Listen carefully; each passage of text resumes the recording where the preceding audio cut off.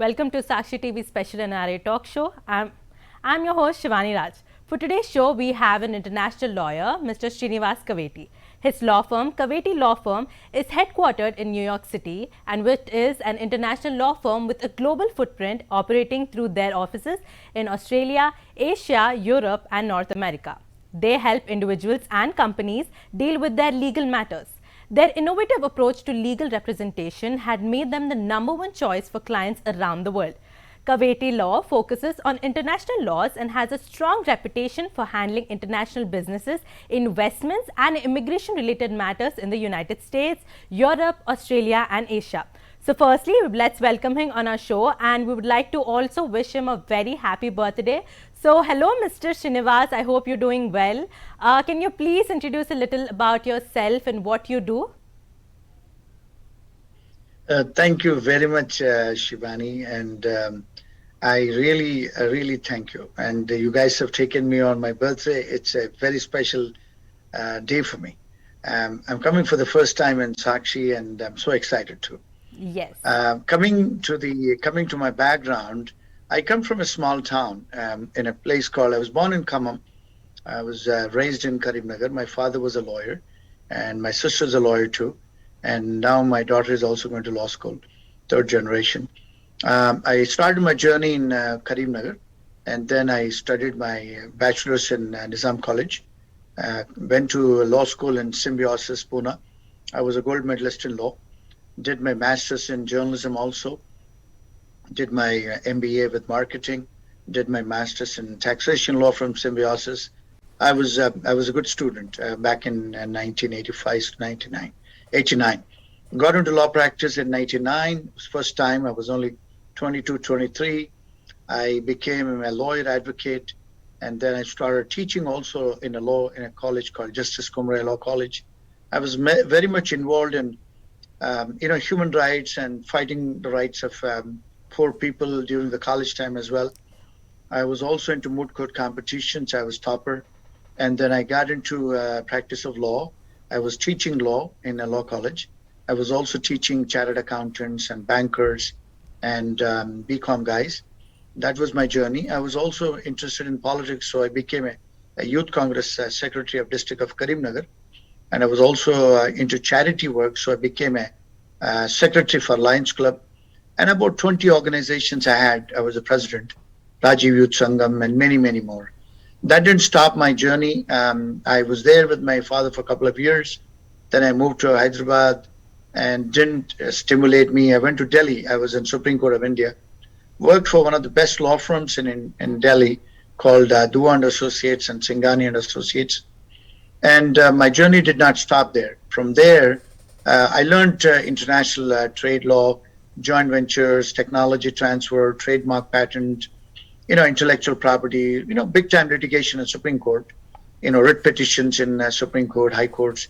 And from there, I moved to Australia to do my bachelor's of law and master's of law. I went to one of the best law school called Queensland University of Technology, pursued my bachelor's and master's. As I said, I was interested in politics. I contested in the university as a general secretary, and I finished my bachelor's and master's in Australia, Brisbane and Sydney, became a solicitor there, worked in a 100-year-old firm called Nicole Robinson and Kidd Solicitors. And then my journey continued to London. I went to London as well and studied my law again. I did my professional training and took my solicitor's exam, passed it, became a solicitor there, worked for a while. And then from there, I moved back to New York. And after coming to New York, when I applied to take my bar exam, the Law Society here, they said, no, you got to go back to school again. So my journey was again going to law school in New York. I went to one of the best law school called Brooklyn Law School. And because of my management experience, the reason I speak about my journey, because I came as a visitor to this country. And I got my F1 student visa, from student visa to an H1B, from H1B to a green card, and today I'm a citizen. So whatever I speak in live, and today I have my own firm in Manhattan, opposite Empire State Building. I've been here for 20 years now. I've established an IT consulting firm. Initially, it was called Asterix Consulting. We brought about 300 people into the country, different types of professionals. I've helped 300 families. And now we have another company, IT consulting company called Excel Solutions. And we have established a college called American Institute of Professional Studies. And we help students going and taking the MBBS, exams, licensing exams, USMLE. And our school also train IT people, accounting, and fashion designing as well. And I didn't stop my journey there. I've established connections all over the world because of my education in law in 4 different continents. We are helping a lot of clients all over the world in terms of property law, in terms of family law, in terms of immigration law, in terms of cross-country litigation, in terms of setting up corporations in America, in terms of, people who have problems in India. We practice in India. We are there in high courts, district courts, Supreme Court of India. We file writ petitions, everything. And in UK, I was there last month. Some of our Telugu students got arrested. I was there assisting them. And we assist people all over the country in US, those who get in trouble with law in terms of family law. We have a lot of clients, domestic clients all over America, in California, in Texas, Boston, you name the city. We have clients call me from all over the world. I also have my own YouTube channel called Kaveti Law, and I frequently come on many television channels. So I speak on various social aspects of domestic violence and people who are having problems with H4s, those who are going through a battered spouse syndrome, and people who want to establish corporations in America, people who have debt recovery, people who have problems with their property issues and back in India here, and people who want to buy properties anywhere in the world. And many aspects, because of my education of law in 4 different continents, I basically assist people from all over the world. We work with different lawyers. It's not that I just do it, because we have attorneys qualified in different areas of law, and we hire them as counsels. We're actually just filing one case in Germany now. There was an abuse of a client, family abuse and child neglect issues are there. And we have filed cases in Turkey. We have cases all over the world, basically. Anybody who's, Desi guy who's trouble anywhere in the world, we assist them. Because of my management background, because of my tax background, because of my legal background in all these 4 continents, and because of my American passport, I travel a lot. And we did assist some people in Malta. We have assisted clients in Poland. We have clients in Poland. We have clients in Lithuania, Latvia. UK, we have a lot of clients. I visit 4 to 5 times a year. And I do visit India 4 to 5 times a year. And we have a lot of clients. We also handle, people having problems with police station. People are having 498A, dowry cases. People are having property issues. And, even old parents. And we also file pro bono cases. What is a pro bono means? It's a public good. We have filed case on China on behalf of SP Balasubramanian family. We filed a case on Nepal in international court on behalf of Kerala because some Keralites died in Nepal. And we are filing a litigation in Tirupati now because there's so many unlawful churches came. And, we work for people, and we do a lot of, we're handling one case in Nizamabad now. One girl was being betrayed by a policeman. So we are filing, there's no limitation. We do a lot of videos on social issues. Like there was a person who died in a drain accident in Hyderabad. And we advise a lot of clients in different areas of law in terms of social media, defamation, many cases, different areas of IPC crime. And now we are advising some clients who are getting arrested because they're using fake documents to come to America. And in the past, we have helped a lot of Tri-Valley University students who were victims. We got them reinstatement of students. Some of them got arrested. We got them bails. So, my firm basically, because of my experience of 32 years in the world, so we assist everybody who comes to us.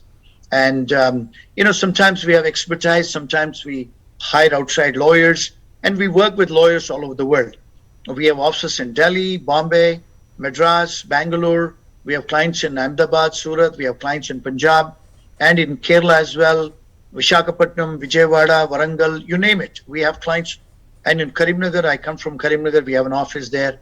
Hyderabad, we have office. And I have partners, we have partners in New York as well. We have African partners. We go to Africa too. We have a Ghana office. My partners are from Ghana.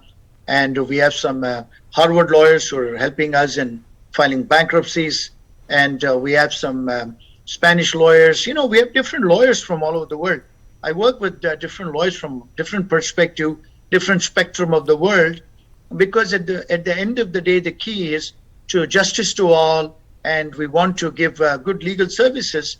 And the problem is in the Western world or even in India, lawyers quote unquote court. People are scared to contact lawyers. One, because they think lawyers are expensive in the Western world. Two, a language is a barrier. Number three, people think that once they go to a lawyer, they get stuck. It's not that. And we do a lot of good work. I mean, people can check up my background. Yes. I have an excellent credibility online. Yes. I do a lot of work for past 32 years. So that's about me. And I'm so excited that I'm doing this show today. Yes. This We is for will- non-resident Indians. Yes, definitely. Yeah, We that's will about me. That's Yeah. So, Mr. Srinivas, I thought we would cover up a small topic that we decided to. So, basically, we have a lot of students nowadays, especially students in USA, are having this problem where they are providing fake certificates and now they're into trouble. Can you please explain a little about the situation that has been arising and please share your views on them? Okay, our firm is getting a lot of calls on this, and some clients even came and saw us in our office. That the Indian police are contacting them, saying that you went to America, you got a visa, you registered in the school, and there's an FIR has been booked on your name, and they've even informed the ICE, and the Indian police have informed the college, saying that this gentleman has come with a fake certification. So some calls are coming saying that these particular clients are saying the college intends to terminate them. I want you to understand, your viewers, that in America, because after September incident, the F1 regulations have changed and there's a service system. What does that mean? The immigration is tracking the students, whether they're coming into the school, whether they're attending the classes, whether they're doing well with their academics, and stuff like that. Basically, if you don't go to class 2 times, the system will alert, and they might even lose their status. Because the reason is, in America, just a little background, that the September incident, the 9/11 incident, was done by students in America. These was Arabic students who came, who were doing English, and they took credit cards, and they went and did the pilot training. They went and crashed the Twin Towers. Since that time, the immigration became so alert and said, because students have come and one Bangladeshi guy came on a student visa, he tried to attack Wall Street. Since that time, they're monitoring students. So anything when they come to know that students are doing something unlawful, they take it very seriously. Immigration takes very seriously. Why? Because they think that maybe these students are terrorists or they're coming to do some, harm to the country. So what they've been doing when they get an information about the students, even fraudulent activity or students coming with fake degrees, anything, any crime perpetrating by the students, the immigration police and immigration takes it very seriously. So the schools, what they do, they terminate their status. What does it mean? They basically cancel your admission in the school and they will inform the immigration. The immigration, what they will do, they will terminate your status. That means you come on a student status with 5 years visa, your visa get terminated. That means they cancel your visa. They could even arrest you. They could even put you in deportation proceedings. They could even put you in an immigration jail. And eventually they could even try you or charge you and send you back to India or to your respective countries, which is called deportation proceedings. So what has been happening now, if you see in Telangana and Andhra, a lot of television channels are covering this for the past few years and for past few days. The Delhi police have come to Andhra and in Telangana. They're arresting racket in Warangal those who have done fake degrees and fake work experiences. So they are arresting a lot of education consulting companies. They have arrested already many people, those who have done fake, degrees, and those who have helped these students getting a student visa, F1 visas, and coming to America. And now they're also charging and filing cases on students and sometimes their parents, and sometimes even bankers, and sometimes who have student consulting companies, those who have helped to come to America. So what is happening is the students who are in America, they are contacting us, who are having problems with their school, and some schools are asking them to go and transfer out. Some schools are terminating their status. Some students are going here and there and talking to lawyers, and some are getting some bad advices of saying that, may I marry somebody, and some people are saying file some political asylum, things like this. People are going to wrong measures. So when they contact our firm, our qualified attorneys are advising them, saying don't do unlawful things. There's a procedure in this country. There's a due Yes. process of law. Yes. Yes. Getting to that. So that's what happened. Yes, getting to that, Mr. Srinivas, I was hoping, now that you have so much experience in this field, I was hoping you could suggest the viewers watching the show what are some common mistakes that the students tend to do, and that, they face a lot of different consequences. So, according to you, and some suggestions from you to the students watching the show, some mistakes that they must avoid. First of all, when the school gets in touch with you, ask them to put everything in an email, number one. Number two, if any immigration officer or any police officer, they get in touch with you, you have certain rights in the United States of America by the Constitution. These are called Bill of Rights. They are called, Miranda rights. What is a Miranda rights? That means you have a right to have a lawyer.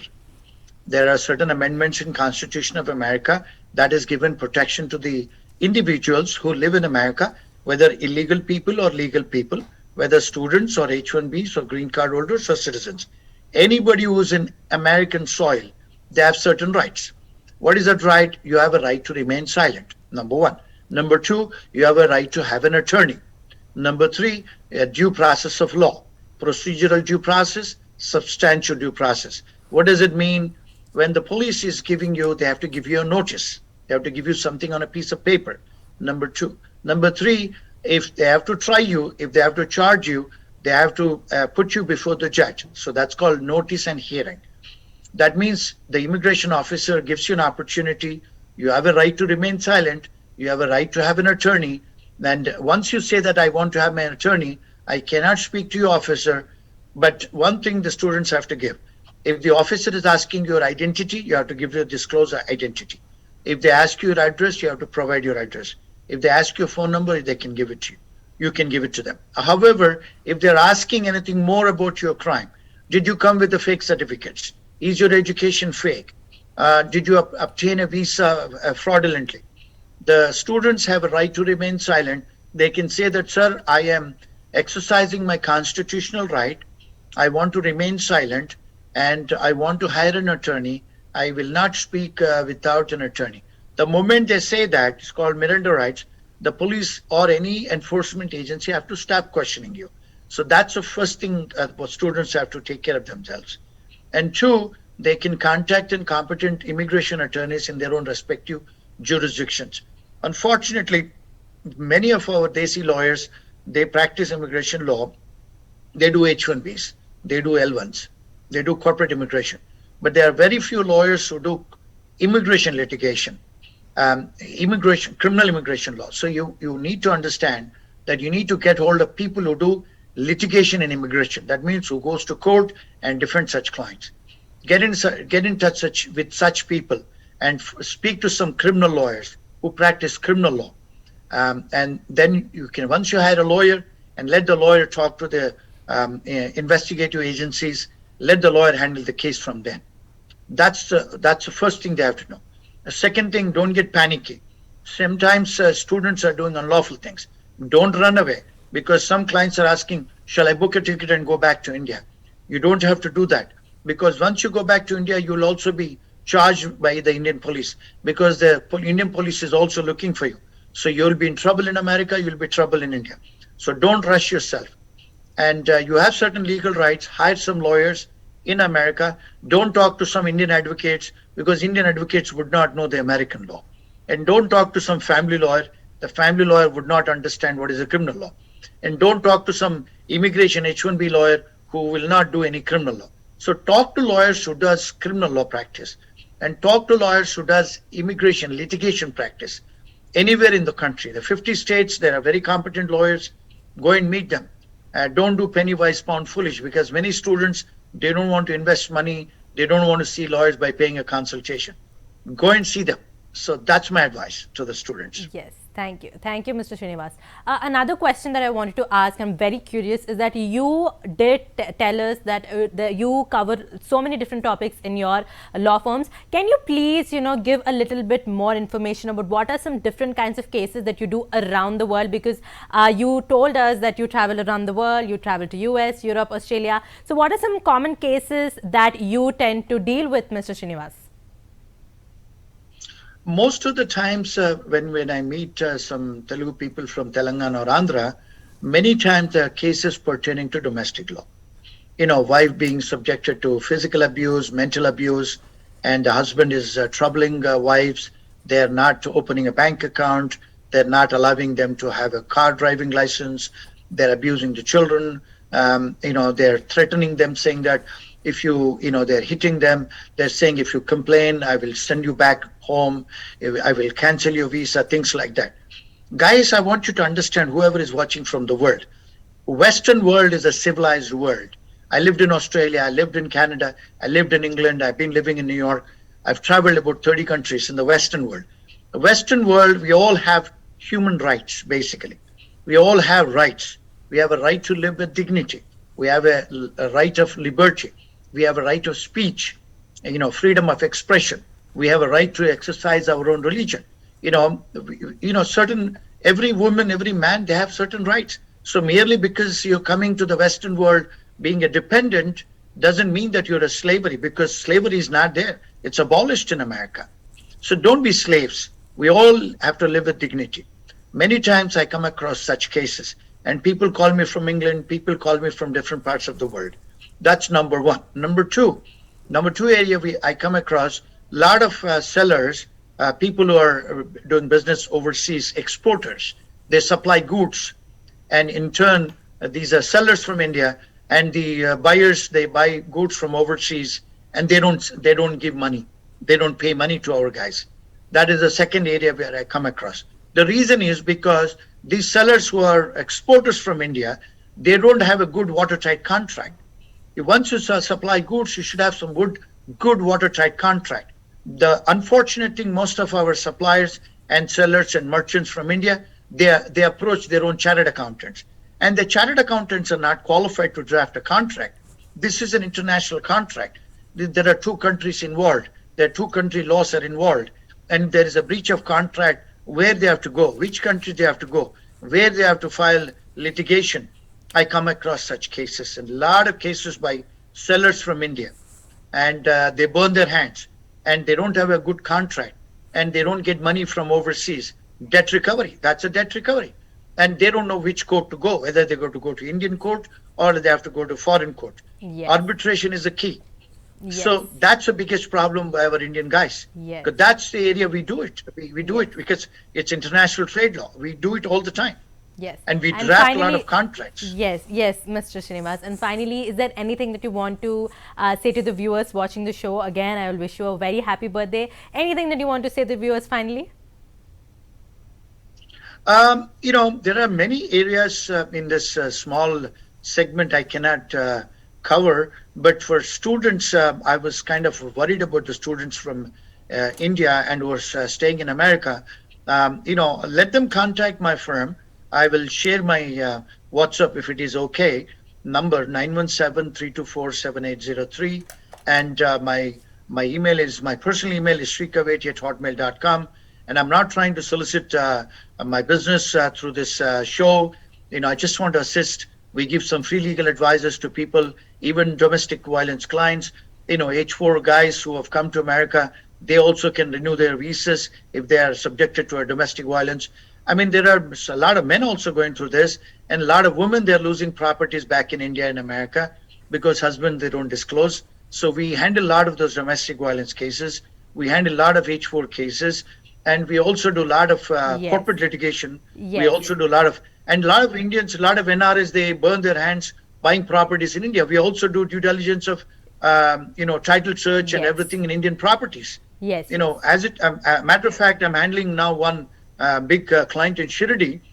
They are selling 25 acres of property. So I'm handling that too. Yes. So a lot of tenancy matters also as well in India. Yes, I Mr. get a lot of Srinivas. clients in America. They say, we have properties in India. They're not paying the rent.